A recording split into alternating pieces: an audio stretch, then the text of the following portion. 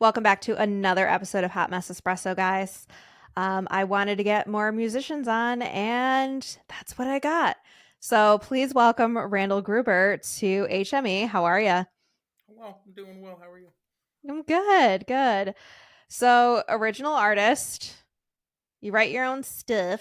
You got some exciting things in the works, but what got you into music in the first place? I mean, I feel like everyone doesn't like wake up at 16 and go, I'm going to be a musician. It's usually a lifelong thing, but where did how'd your journey go from point A to now?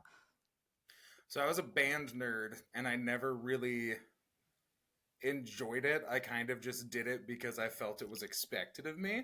And then I showed up Mm-hmm. and I was a band nerd for 7 years. I played trombone. If you asked me to play a trombone right now, I probably couldn't even tune it. And I used to be like pretty good at the instrument, so that's weird to say. But it was never a passion Mm-hmm. project for me. It was just like, oh yeah, I'm playing trombone in the high school band, sweet. And then there were the kids that were really good at it, and they're like, I'm in jazz band and I play the music for show choir. And I'm like, oh, you're like about this. Heard, I don't have that. Yeah. Yeah, I So played the then, clarinet in middle school and that's about it. oh, nice. My sister played clarinet for 8 years. I think she still has one. I think she can still tune hers. I'm not sure. I'd have to ask. But then I tried taking lessons one time when I was like 15. And at the time, I was still in the evangelical side of my life and like really heavy in church. And they tried to Mm. teach me a praise and worship song to start. And I'm like, this is not it. This is not why I want to learn music. And when my dad was alive, he was a phenomenal musician. Like, I don't know that I've maybe heard one person at this point on a video play music in the way that he did. And when I say play music, I mean like it's called play for a reason. It's supposed to be fun and ridiculous and kind of go on the fringes and just see what happens. And Right. there's a point I was sitting in the house and we were the only ones there and I was like 5 or 6 and I was like running around the house being a child and I heard this really pretty sounds come in from my parents' bedroom and I was like, what is that? And like went over and even to my adult brain it sounded like probably 7 musicians were playing. And I remember Mm-hmm. opening the door and it was just him sitting on the bed going off. Like literally just having fun playing some crazy instrumental that sounded like 7 musicians were doing the thing with him. And it was phenomenally beautiful, but it also set the standard for me of like, if I can't play like that, I'm not going to play music, which is a really, really harsh way to look at it. But I looked at it like Yeah. that for a long time. Mm-hmm. And then when I was, I think, 23, I hit up one of my friends, and he's one of the reasons that I play music. His name is Clay. He'd always like post things randomly like, hey, who wants to jam? Who wants to hang out? I was like, you know what? I have a bottle of Jack Daniels. I'm like, you want to come over, drink, and then jam some tunes? And we ended up doing that.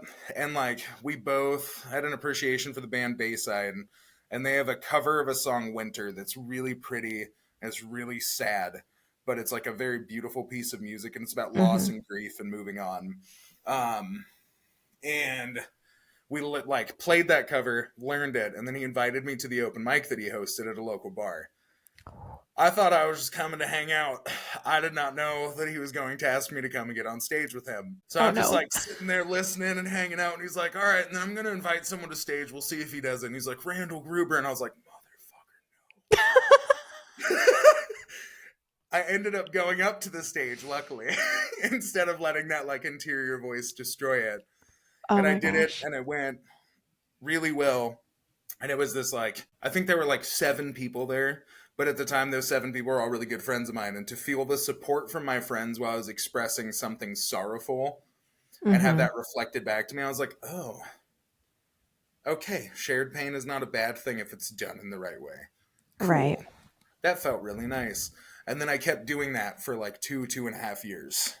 I kept going, and like people were really kind, and they would play accompaniment for me. They were playing backgrounds on all the stuff while I was singing with them.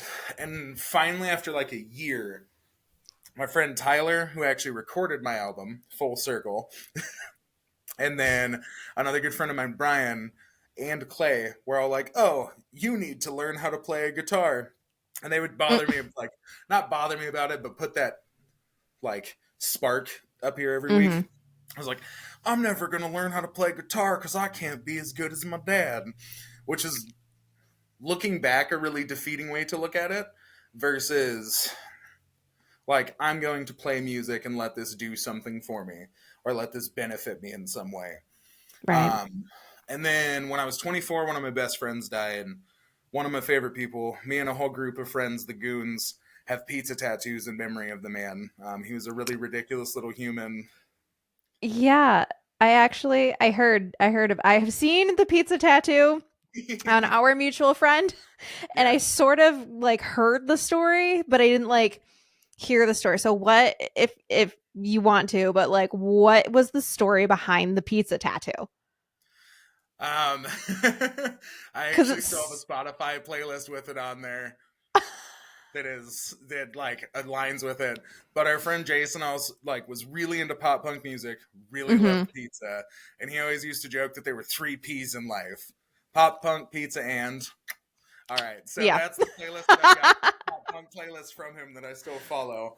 But so the thing was like because he loved pizza so much and it was pepperoni mhm. pizza, we all got a pepperoni pizza in memory of him.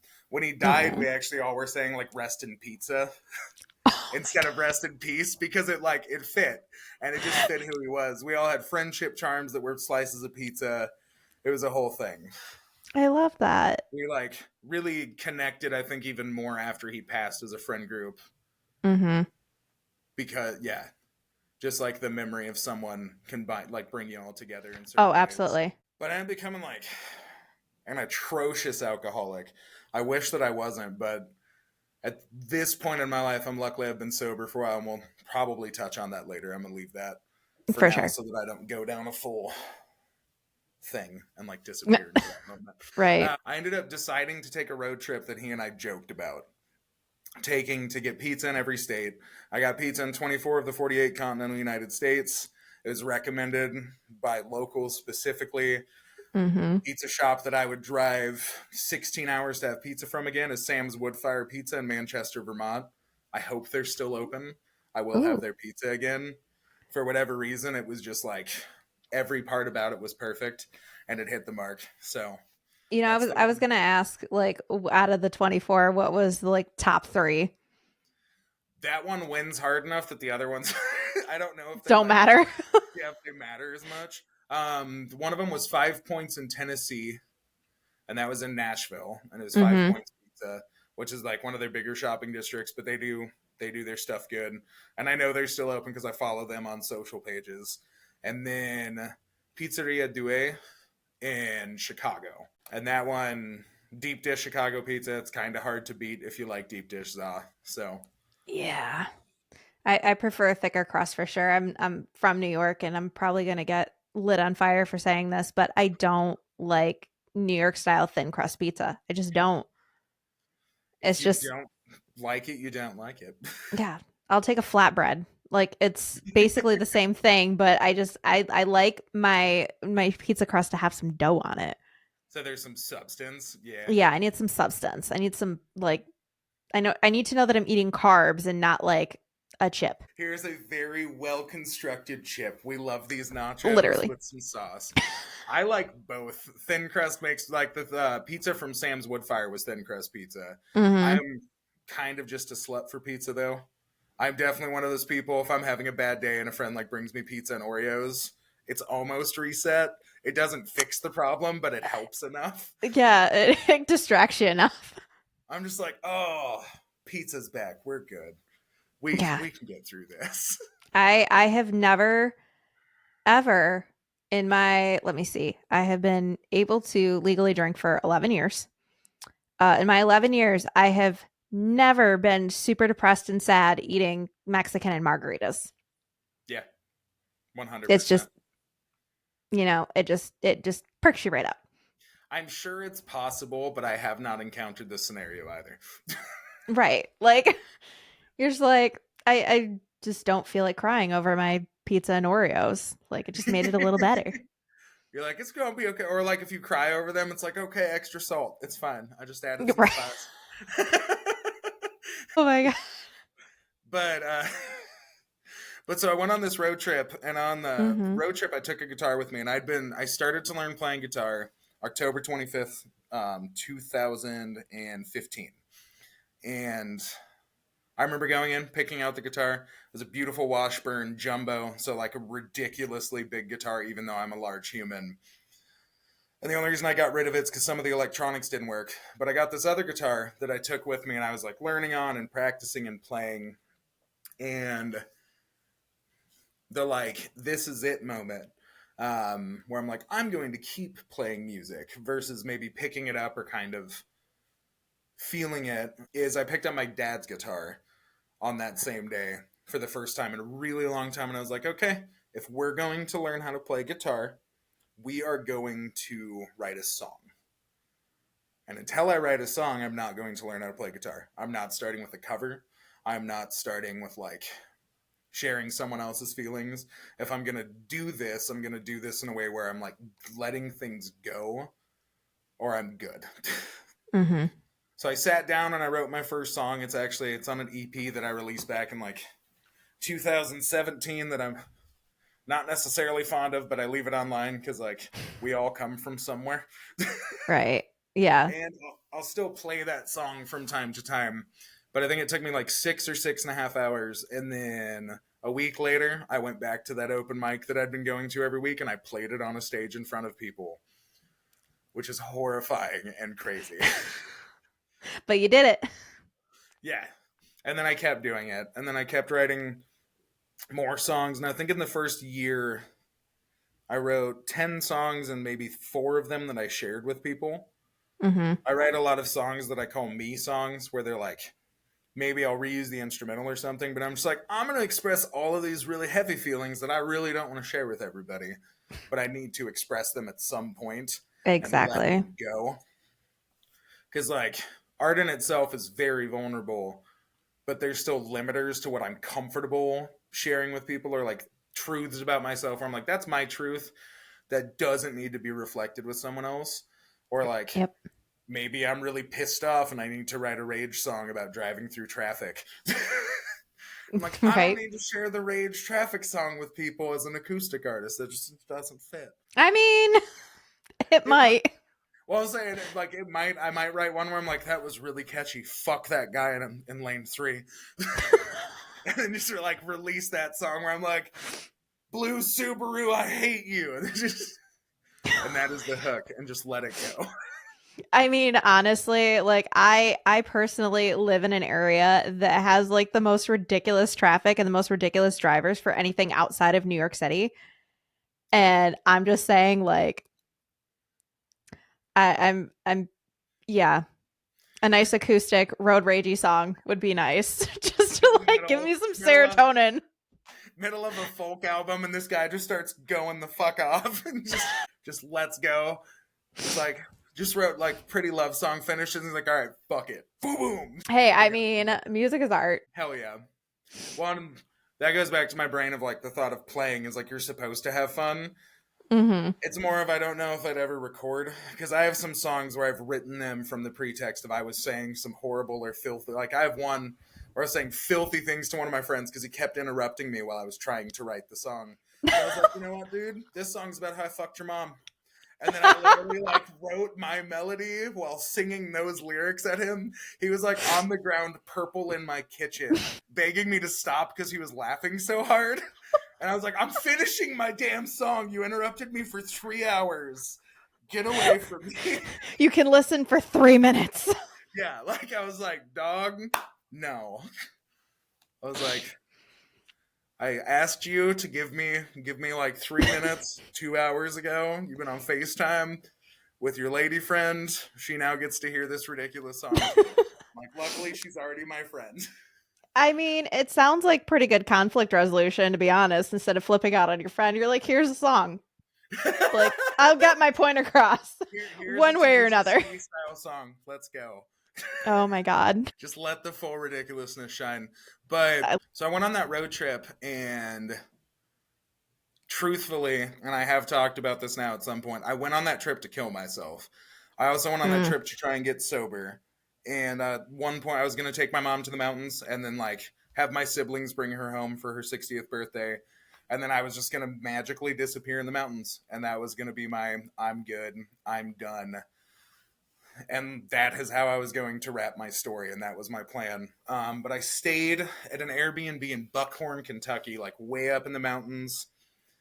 Happened to be the only Airbnb that I stayed at with another gentleman whose name was Randy that was renting it out. It was an old blues recording studio. So I Mhm. bought some moonshine. It was one of the 3 times that I drank on this road trip. And I went and I got shit drunk, like top level, one of the time, like more drunk times that I've been by myself in a really long time. And then I Mhm. sat and I wrote some songs in this abandoned studio by myself in the mountains. I let some really big things go that I didn't think I could let go. Mhm. And I remember waking up the next morning. It was the first time I think in probably like 10 years where I was like, wow, I feel good. Like I feel okay. Huh. So then I played guitar every day after that, following that moment. And I still felt okay. And I kept feeling Mhm. more okay. And like really hard things have happened in my life since then. And I've written about those things, and it didn't make the pain stop, but it was like a buffer Mhm. where I'm like, okay, I can get through this moment, or I can experience this loss, or I can even celebrate this joy in ways that I didn't think that I could. And then music helped me do that. And that was like the moving, that one night at that studio in Kentucky, I was like, wow, just got to let that shit go, I guess. Yeah. Well, I mean, for the record, I'm very glad you're still here because we wouldn't Me be too. having this conversation. And this Yeah. has definitely been one of the highlights of the day. So Hey, heck yeah. we'll just we'll say that. And anytime somebody talks about suicide, I just have to plug, like, if you are feeling the same way, um to please call 988 or reach out to, a close friend, family, but definitely call 988 if you're in crisis or you're having ideations or anything like that. That's, I guess, my Hell yeah. shameless plug because you still deserve to be here. Yeah. 100%. Yeah, that is, I've lost some people I really cared about to that affliction, and Mhm. it's a lot. Yeah. And I know it was a lot for them when they made that decision. So, either way, it's just mental health is finally getting addressed a little bit Yeah, a better than little it bit. used to be. And I wish I could say way better, but there's still a lot of people that are like, mental health isn't real. You just need to Es- go to a ball game. And I'm like, motherfuck, no. Especially for men. Yeah. I definitely, especially being in a place of leadership, some of my team members have gone through some things Mhm. in recent times that have been really hard for them. And there was one point where one of them, dude, works super hard, kind of impressively so, and is the single breadwinner for their household currently, and all these things. So he has all this pressure, and he was like having a rough day where he was just doing some prep work. And he started talking about his problems, and then he stopped in the middle of a sentence. He's like, "But I'm a man, and no one cares." And I paused, and I looked at him, and I was like, "Okay, I care. What's up?" I'm like, no, Yeah, but no, we're it's one not of going those to things bottle where that shit. it's not like a reflected, even like men to men, it's not really a reflected thing, which is weird. I'm grateful that I have some good friends that I can be real with, Mhm. but I still have a lot of friends that just like either crack jokes about things or wander around it or like saunter, and they're just like, oh, it's so fine, we're good, we'll get through this. And I'm like, you just told me some real traumatic things. Let's breathe. Like, I'm cool with pausing for a minute. Let's go talk about this real quick, because holy, whew, I have to Yeah. download what you said to me.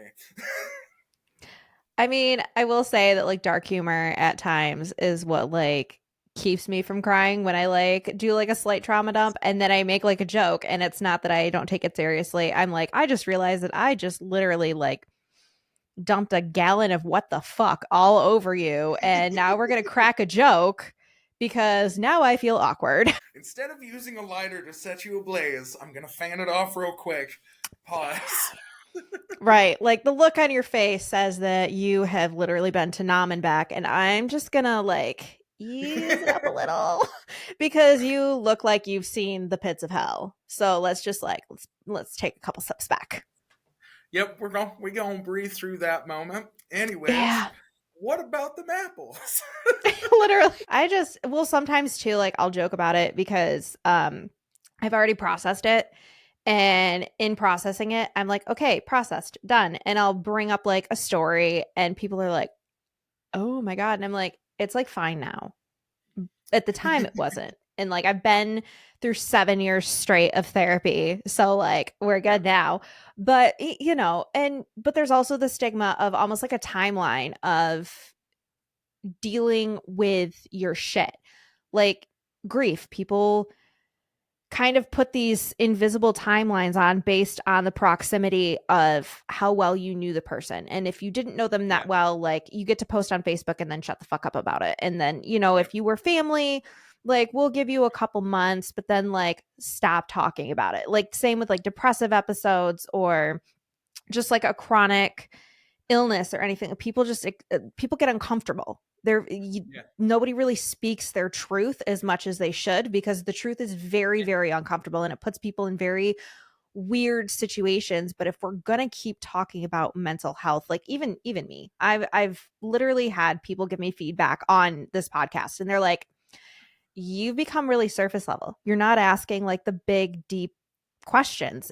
Like I know that you would. And I'm like, yeah, because I didn't want this to be like kind of, really deep and stuff like that. But that's what people listen for. They listen for the Yeah. stories like yours, that you're just going fucking ham. And I'm over here like, yes, this is exactly what I. But it's hard for people to kind of wrap their brain around other people's trauma, Yeah. for sure. Well, for me, I think that kind of reconnects back. I'm looking for the right words. Hey, um, I literally said genuinely today, and I knew that wasn't the right word, but I was like, we're gonna go with it. we're just flowing with it, but Yeah, we're you know what I mean. hell yeah. I look at it as love and art are the best things that we do as humans. Mm-hmm. Both take equal amounts of vulnerability. Mm-hmm. And like even the covers that I learned because I feel those songs. I learned one song, like literally I have one song on my repertoire that I learned for someone else, and everything else I've written, everything else that I've learned, any like instrumental that I feel through are my feelings, and it's really selfish. And I'm Right. being vulnerable in those moments, but like it's a for me thing. Mm-hmm. So if I'm playing those songs, it's because I'm feeling that way. And sometimes I'll play the song that I learned for someone else. It's Just to See You Smile by Tim McGraw. And I learned it from my mom because she used to sing it to us when we were sick when we were kids. And these last couple of years, she's had a lot of health issues. Mm-hmm. So for a while there, I was showing up to a hospital every day and singing her that song. And then I would maybe sing her some other songs and things, whatever I needed to process in that moment.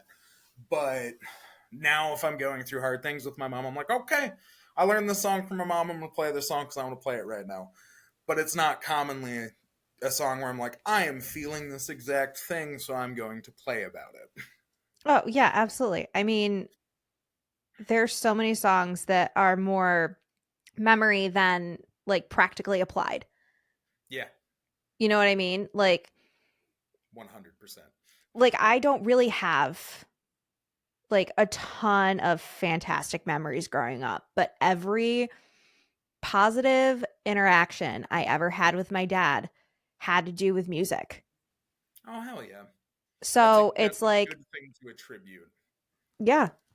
So, we my first dance at my wedding was almost Piano Man by Billy Joel. Is it a father-daughter dance? Absolutely the fuck not. But it is like a song that, I just remember jamming out to the car with him, and I can like do all the hand motions and this, that, and the third.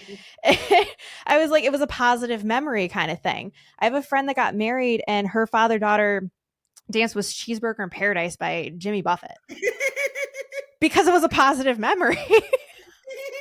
That's beautiful. But that's the thing, like music is so, there's no boxes with it, and that's what I love about it.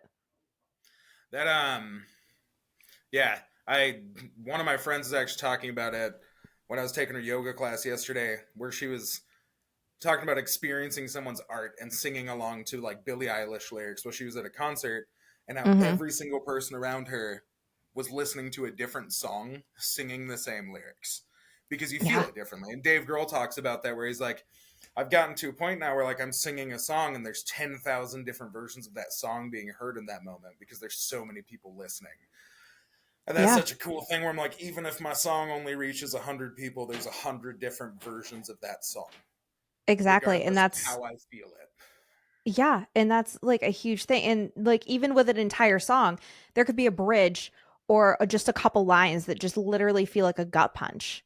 Like Mm-hmm. the Plot in You. I don't know if you've heard of them. They're a I metal know the band, but plot. Yeah. yeah. Yes. So their song Forgotten, like 90% of that song, I'm just like, it's really cool. I love it. I love it. But that freaking bridge, like three-quarters of the way through the song, of I've spent my life chasing things that have only brought me pain in the end when I'm dead. Hope it was for something. And I'm just like, Uh, son of a bitch.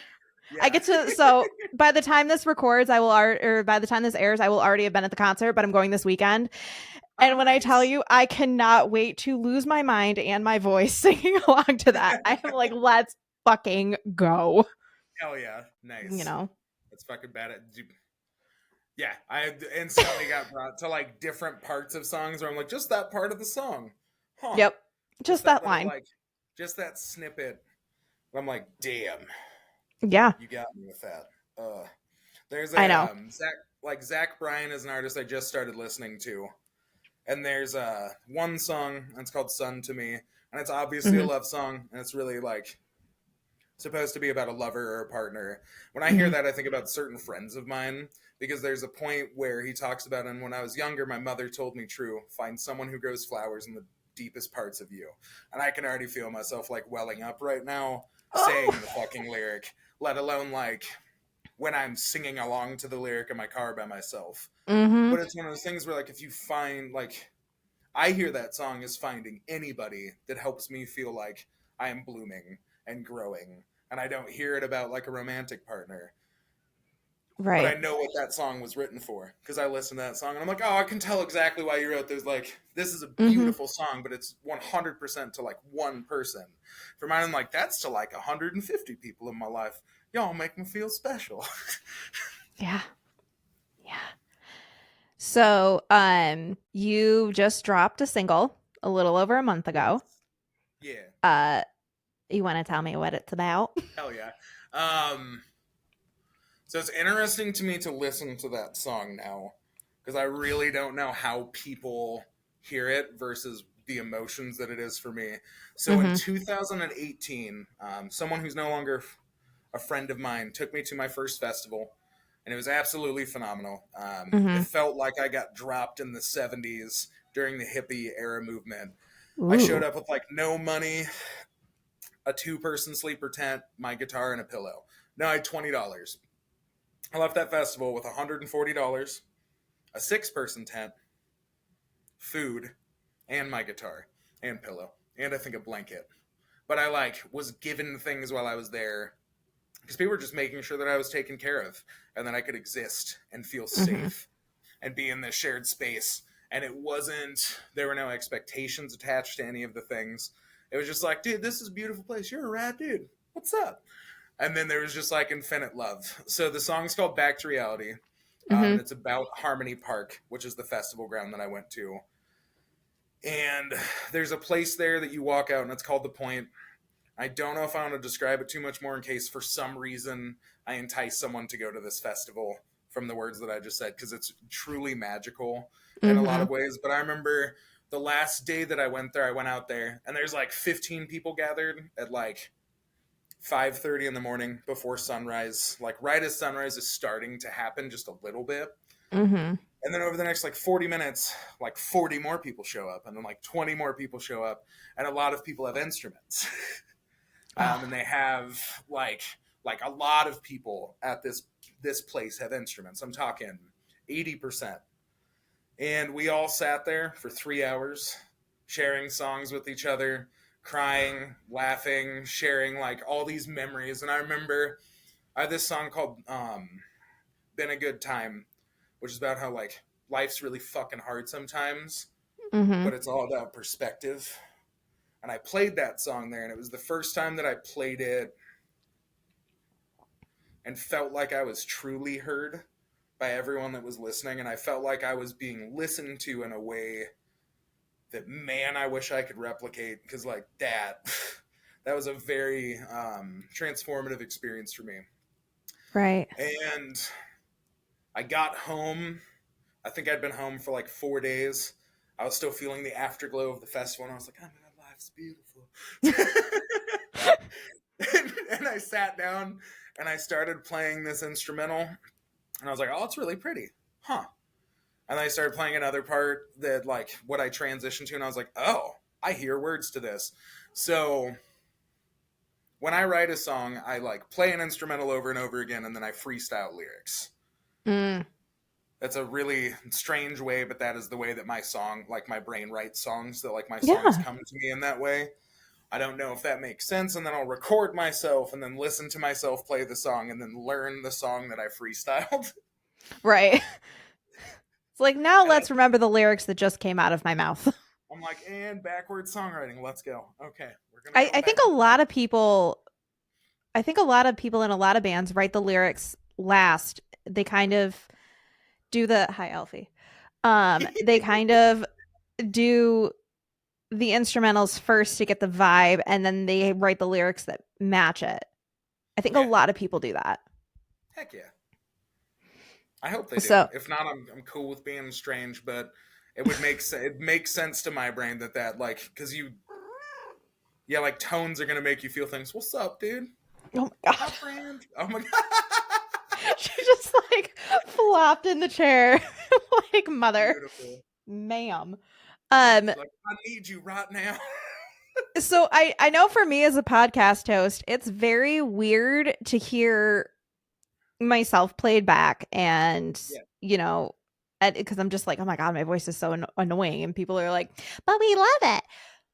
Is it weird for you to hear your own music played back, or like hearing somebody play it and you're just like, wait, what? It is very uncommon that I enjoy my voice. Mm-hmm. I've been told that I have a nice voice from a lot of people, which is really cool. I've received some kind of outlandish compliments from some friends over the years, and I'm just like, the fuck did you just? That is not what I hear, friend. But okay, Right. thank you for those words. Mm-hmm. I'm just gonna let those disappear now. Right. I'm like, that's cool. Like, and I think it's something I started saying recently. And I don't know if this is whatever, if it's ego, if it sounds egotistical, it does. I'm like, honestly, I'm just glad that people enjoy what they hear from me for the most part, because I'd Mm-hmm. be playing anyways. Like Yep. I wouldn't give a shit if you liked it. And that's not, I'm not trying to discount that someone likes it, but I'm just like, I'd You're still doing be it for playing. you. So yeah, like I'm glad that you enjoy it, but this is a me moment and you happen to be present for a me moment. Exactly. So your new album is coming up December 13th. Yes. Are you nervous, excited, like screaming, crying, throwing up? Like, what are we doing here? Not screaming or throwing up. I have cried about it. uh, I am finally getting more excited. I'm Mm-hmm. definitely nervous. I mentioned this when we had our first little interview. Mm-hmm. Um, it's really strange for me to release my music and Right. have it like formally recorded and do all the things. I don't know if I can put into words why it's strange, but I love playing music so much. But it's weird for me to be like, here's where you can find my music when I'm not with you. Right. It's like, here's me connecting with you when I'm not present. Or like you connecting with me when I'm not present and being able to hear this thing again that I created, and for some reason it made you feel something, or like for Mm-hmm. some reason you connected with me. And maybe they've told like a lot of people, because I don't have a lot of accord, and because I'm still kind of, I guess, gaining a following. I don't even want a following. That's why it's It's so confusing. weird. I just like want to play music and connect with people, Right. and that's what's beautiful to me, and like that's what matters to me, and that matters to me more than like any other aspect of it. If for some reason I ever get famous, I'll probably be at my shows until like 6 a.m. waiting for people to come and talk to me, because I want to talk to every single person that wants to talk to me. Right. I don't want to just like play and then disappear into the night. Mm-hmm. No, totally Which I've done understandable. at certain points when I was on hallucinogens and I like played a set at a recent festival. and I played on an open mic stage, and I was like tripping really hard. And I finished playing, and I was like, I have to go sit down right now. It was like all that my brain thought. And one of my really good friends was sitting there, and he was like, Randall, there was like 50 people waiting to talk to you. And I was like, they should have followed me. I just needed to sit. I would have happily talked all night, but I Oh couldn't my physically gosh. stand anymore. But like that for me is like, those were like missed moments. And then I ended up running into the people over the next couple of days at the festival. So like that ended up full circling for me where I'm like, thank God I got to see these people again and I got to talk to them about it. But like, so Right. that's the weird thing. So I'm like, I'm excited because I'm really proud of the music. There's one piece on it and it's the title track for the album. And I'll get to find out when it releases how many people actually take the time to listen to it. Mm-hmm. It is 15 minutes and 50 seconds long. It is a medley of four of my songs put into one piece of music. I was just gonna say that's like very that's got like meatball or meat fuck, what was it? Meatloaf? Meatloaf. Like the 8+ minute songs. Meatball. Meatball. Oh, now I'm thinking of Aqua Teen Hunger Force. So good. I might be low-key starving right now. Heard. Oh my Uh, god. I yes. meant meatloaf. Check. I Let's like go for it meatballs, too. not meatloaf, but meatloaf, the artist, is Yeah. phenomenal. But Oh yeah.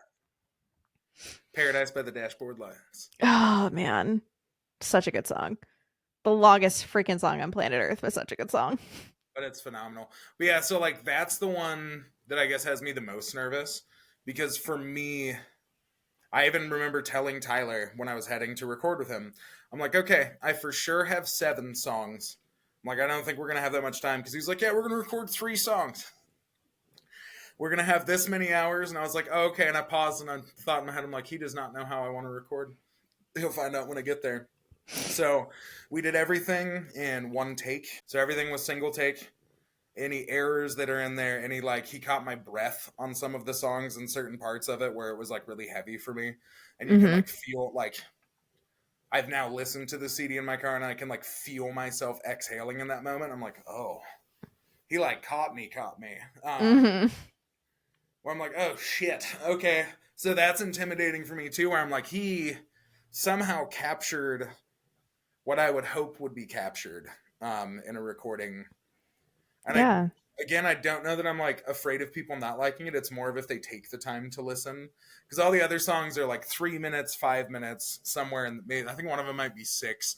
I write a lot of longer things. I have a lot I have a lot of big emotions and I have Yeah. ways to like outlet my big emotions. And sometimes that takes a minute. Yeah. Or sex. You Or can't 6 really, it's really hard to capture like a full eclipse of an emotion in like 3 minutes and 20 seconds. Yeah. Or like So two if they're minutes. longer, they're longer. Like the average hip hop song is something like 2 minutes and 20 seconds. But then a lot of the hip hop artists that I listen to all write like 3 to 5 minute songs. I'm just like, this is fucking awesome. Tell me Yeah. everything.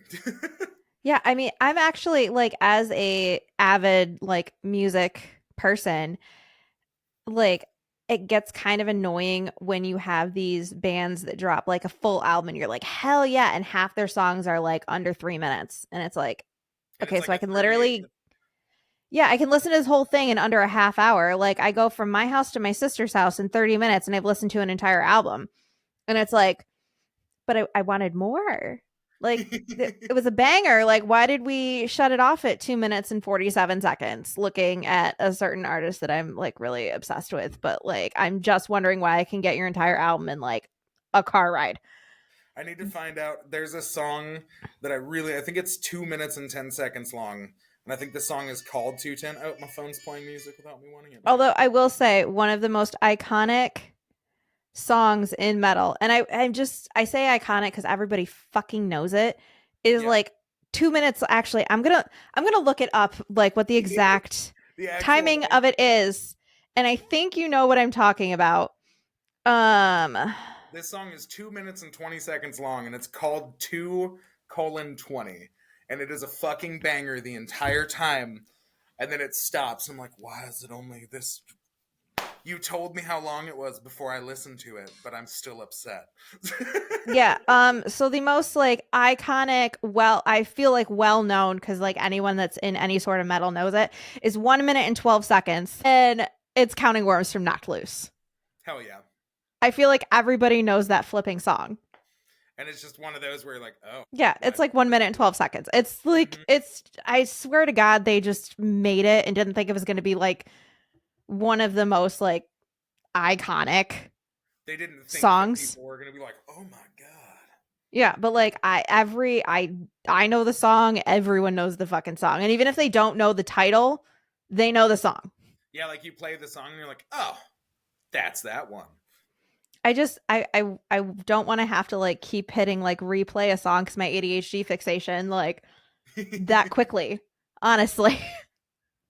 I'm one of those where if I find a song like that that's shorter, I just put it on repeat one song and then I just listen to it over and over again. And I'm like, okay, You know I I have could do that to make my life easier, but now filled my instead, need.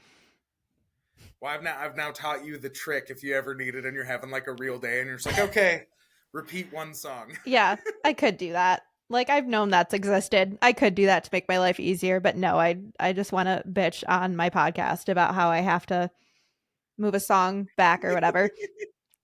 But I know I do the same thing. It's the easy part of the brain just being like, no, no. yeah. But yeah, to just kind of wrap this a little bit, what is your album called? Where can we find you? Um, all of that good stuff. Because obviously with it coming out in a couple weeks, I just want it out there. Yeah. It is called Soul Searching. And my name is Randall Gruber. And you can find it on any of the streaming things. If you happen to be in Omaha, Nebraska, you can come and see me play it live at two different venues, 2 days in a Ooh. row. One of them I've been hosting an open mic at for the last year or so. It's a sober Mm-hmm. space called Dry Spokes, and that will be on December 13th, and it will be in an open mic format. So I'm going to have like all of my friends playing sets and different things, and then I'm going to play an album set at a certain portion of the night, and then they're going to continue to play, and then I'm just going to hang out and spend That's so time with the exciting. community. And that I've always wanted to see a show like that slash be a part of a show like that, even if I wasn't the one releasing stuff. So I'm Right. excited to be the format for that for this one. And then the next one's at the B Bar. And for that one, I'm excited. Playing it with a lot of good friends of mine. And that's Peter Mooney, Uriah, and then Box Eats Maya. And Box Eats Maya is the one like band versus the other. But I'm excited. I'm going to play before them and then listen to them and like dance and hang out with all the friends. That is exciting because I've actually heard of Uriah. So I'm over here like, ooh.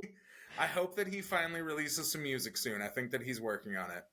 He's he's really good. He's one of my favorite rappers, and he also just happens to be one of my best friends. It's like a nice. I lucked out. I'm like, oh, Mm-hmm. I liked your music, and then I like you. Yeah. I love that. But yeah, I could, oh God, we could literally talk hours about music. I feel like I found my people. But yeah, check out his new album that's dropping. He does have the single that is dropped. You can find him Spotify, Apple, all the places. Um and yeah, thank you so freaking much for coming on and being vulnerable and chit-chatting and all that good stuff. Hell yeah! And remember, if you are in need of help or anything like that, you are not alone. Please reach out to Exactly. people. Hell Yep. yeah! All right.